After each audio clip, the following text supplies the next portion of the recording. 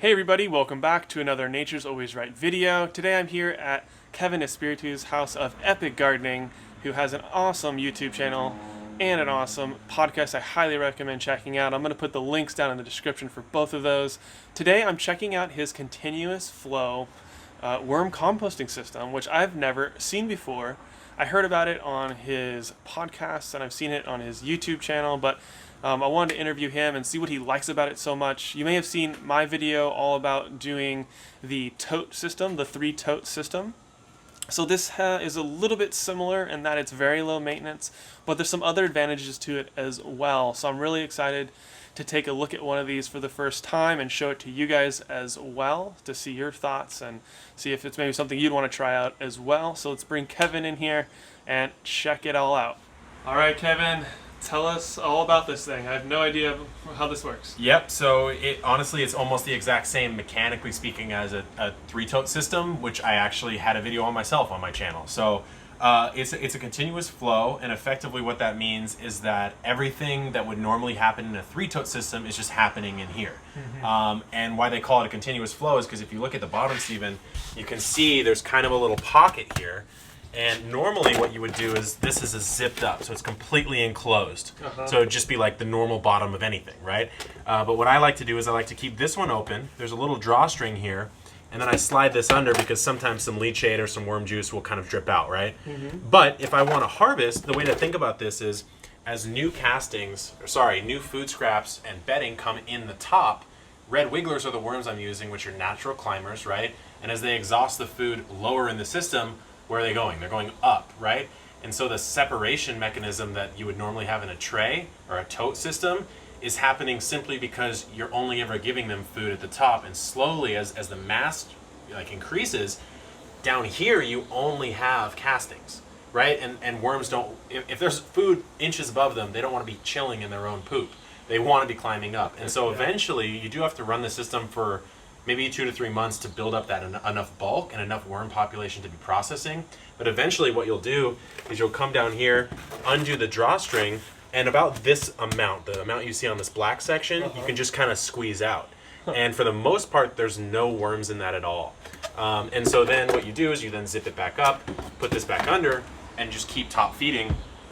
And what's really nice is it's completely enclosed. So I was having problems in my tote, and this could just have been user error, but with, maggots and other sorts of things getting in there. And of course you could probably see there's a couple of flies here, but it's really not that bad. And the whole thing is completely enclosed when it's closed. Unlike totes where sometimes you have that corner of each tote that's stacking and something can kind of get in there, sometimes.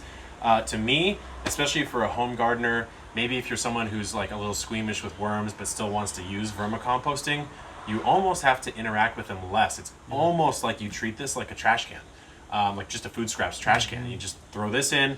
My bedding is usually a mixture of half coconut coir, half just things from the mail that I just shred up. Haven't had a problem with any sort of weird inks or anything like that. And we can take a look if you want at the health of the worms. They like to ball up. I've noticed that if I do anything that's in the cucumber or the melon family, they go absolutely crazy for. Yeah, they love that. They just love it. And actually that's a trick for getting them to come to the surface and harvest out even easier. Is if you put the melon at the top, they'll come up even faster. And so they'll come all the way up to here. It's kind of like a lure. Actually, the owner of this bin, his name's Steve Churchill. He's actually a Southwest pilot. That's his normal. This is like a side hustle, and he's made this really amazing bag. But he told me that. So you can see here, if I just take my little trowel and I scoop tons and tons of worms.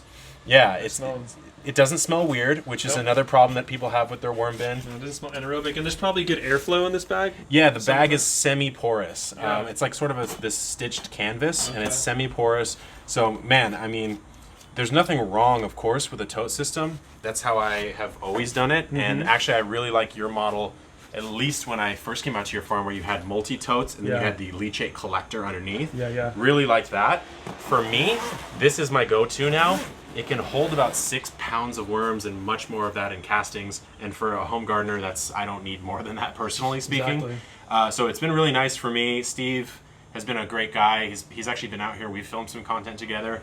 And really cool to see someone making a product that is kind of, in my view, changing the game a little bit with home vermicomposting. Yeah. Just as a side gig, you know? It's cool. Yeah, I like, I like about it, as you kind of mentioned, it's kind of like a trash can.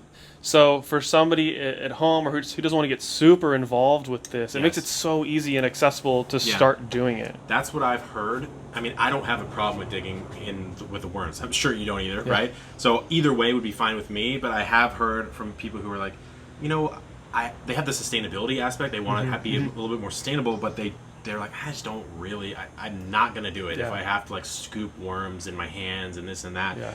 And, I mean, aside from just putting them in the first place, in theory, you would never have to touch them again. Right. I mean, I like to kind of scoop back and see how they're doing. Personally, I like that, but I could see how people wouldn't, because you just go food scraps and bedding, and then you just kind of squeeze out some castings on the bottom, and there's some worms in it. Not a big deal. You can just toss them in the garden, and they'll be okay. So, yeah, it's been a really, really nice system for me. Nice. And it didn't smell at all. It just smelled like vermicompost, actually. There's no anaerobic smell. There's nothing. Yeah. It's very simple and easy. Love it. Yep. Yeah, thanks for showing it to us. Yeah, of course. All right, Kevin, thanks so much for showing us the urban worm bag. It was really interesting. It's another cool way to raise worms, especially I'm imagining in an apartment, too. You could do this inside of your house even. There's no smell at all.